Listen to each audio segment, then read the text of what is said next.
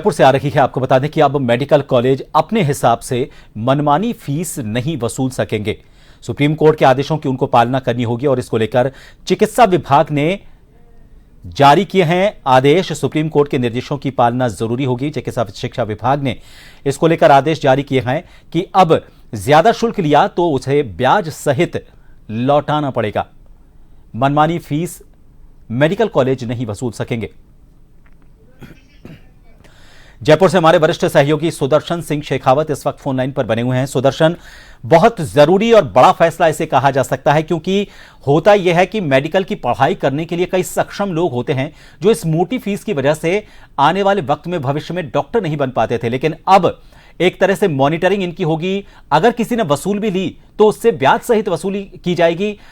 और क्या ज्यादा इस आदेश में चिकित्सा शिक्षा विभाग की तरफ से कहा गया है? जी बिल्कुल डॉक्टर प्रभात, इसका एक पहलू ये भी है कि जिनको नहीं करना चाहिए था वो भी मोटी फीस देकर डॉक्टरी कर लेते थे।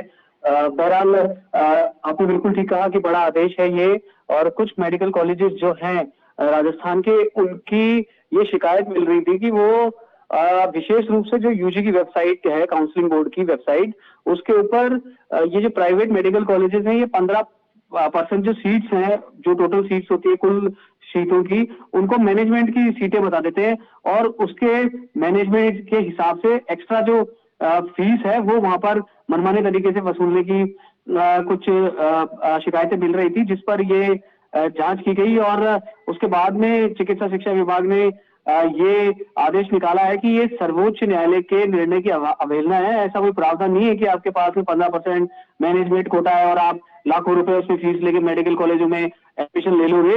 और इसमें शिक्षा को जो लाभकारी व्यवसाय बनाया जा रहा है, उस पे भी यहाँ पर एक रोक लगेगी।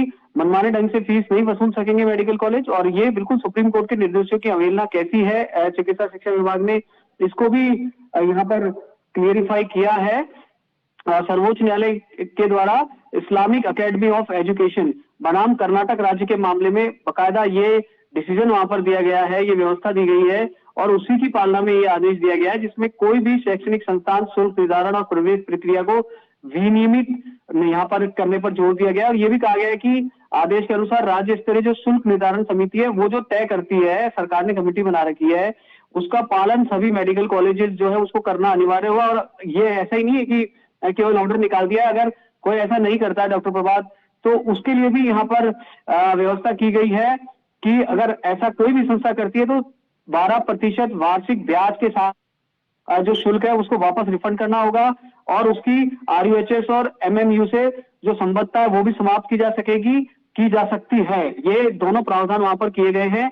और जो संबद्धता समाप्त होने पर छात्रों के शुल्क और वित्तीय भार होगा, उसकी वसूली भी संबंधित संस्था जो है उससे की जाएगी। डॉक्टर प्रभात, शुक्रिया सुदर्शन तमाम जानकारी के लिए। तो बहुत एक बड़ा फैसला इस वजह से कहा जा सकता है क्योंकि अब तक जो सरकारी कोटा था उसके अलावा 15% सीट जो निजी कॉलेजों के पास बचती थी, मेडिकल कॉलेजों के पास, उनमें मैनेजमेंट कोटे से भर्ती करके और मनमानी फीस वसूली जाती थी। लेकिन अब इस पर चिकित्सा शिक्षा विभाग ने लगाम लगाने की तैयारी कर ली है। सुप्रीम कोर्ट के निर्देशों की पालना को लेकर सख्ती दिखाई है और यह भी कहा है कि अगर किसी ने नियमों के मुताबिक फीस नहीं ली, फीस नियमों के अवहेलना करते हुए ली, तो जो भी फीस उसने ली है उसका 12% ब्याज के साथ उसे फीस लौटानी होगी और उसकी जो संबद्धता है RUHS से वो भी खत्म हो सकती है।